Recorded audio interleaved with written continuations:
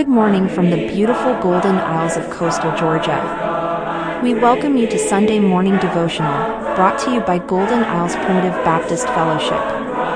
Join us each Sunday morning at 9 a.m. on this YouTube channel. Now, here's our speaker, Pastor V. Vernon Eckleberry, with this morning's message. Good morning. The title of our lesson this morning is A Star is Born, and it's taken from the second chapter of Matthew.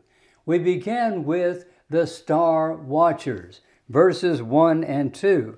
Now when Jesus was born in Bethlehem of Judea in the days of Herod the king, behold, there came wise men from the east to Jerusalem, saying, Where is he that is born King of the Jews? For we have seen his star in the east, and are come to worship him.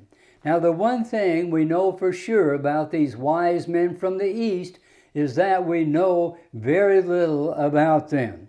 Wise men, or magi as it were, was a name given by the Persians to their astrologers, to their priests, to their seers, and their magicians. And these men by trade were star watchers.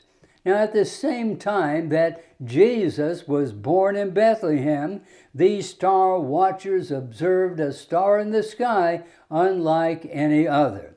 And they made the connection between the birth of a prophesied king and the new star that had appeared in the sky.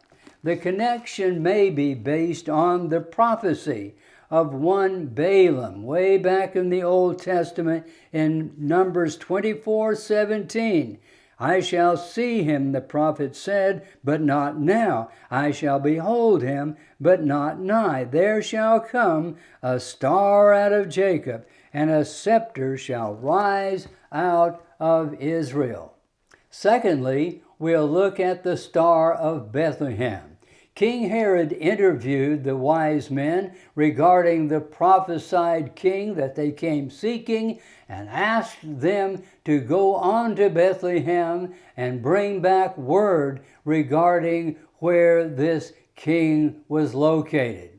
And so then we read in verses 9 and 10, When they had heard the king, they departed, and lo, the star which they saw in the east went before them, till it came and stood over where the young child was. And when they saw the star, they rejoiced with exceeding great joy. Now there are many that want to theorize regarding what kind of star this was, or what its composition was, or what kind of a celestial object they were observing. What's the phenomena that took place in the sky, like a comet or meteorite or whatever. But you see, that detracts from the whole purpose of the star.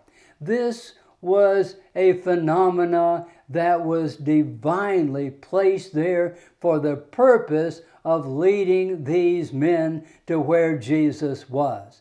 We can liken it to the pillar of cloud and the pillar of fire that led the Israelites through the wilderness to the promised land. And now God gave another object. He formed another object and placed it before these men to lead them to their desired destination where Jesus was. So now, thirdly, we'll look at the true star. A star is born. Verse 11, And when they were come into the house, they saw the young child with Mary his mother, and fell down and worshipped him. And when they'd opened their treasures, they presented unto him gifts, gold, and frankincense, and myrrh. We notice here that Jesus is called a child, not a baby, and also that the family was living in a house and not in a stable. If we go back to the Old Testament prophecy that I read earlier, we find that that star refers not to a celestial object, but to a person. Verse 17 of Numbers 24, the prophet said, I'll see him, but not now. I'll behold him, but not nigh. There shall come a star, capital S, there shall come a star out of Jacob. One who would come out of the tribe of Jacob would be the star of whom the prophet spoke. Fourthly, we'll look at light and darkness.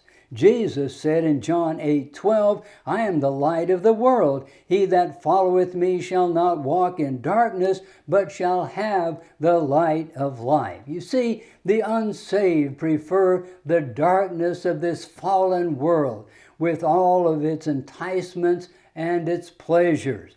Jesus said it this way in John the 3rd chapter, verses 19 and 20, this is the condemnation, that light is come into the world, and men love darkness rather than light, because their deeds were evil. For everyone that doeth evil hateth the light. So the question is this morning, have you, like the wise men, followed the light to Jesus, the light of His Word, to the light who is the light of the world? Or do you live in the darkness with unbelievers?